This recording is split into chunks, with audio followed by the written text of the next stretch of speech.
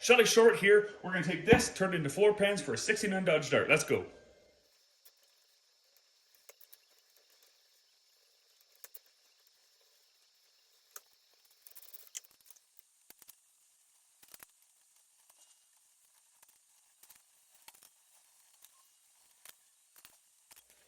Okay, we got her. She's not perfect. This is my first time ever doing this, like I already said, but that is looking pretty good. Let's go ahead and throw this on the floor real quick, see how she pairs up.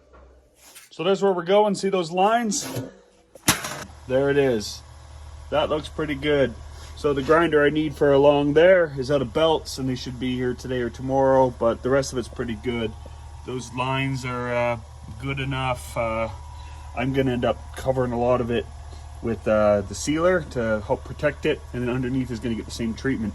So there you go. Till next time, cheers.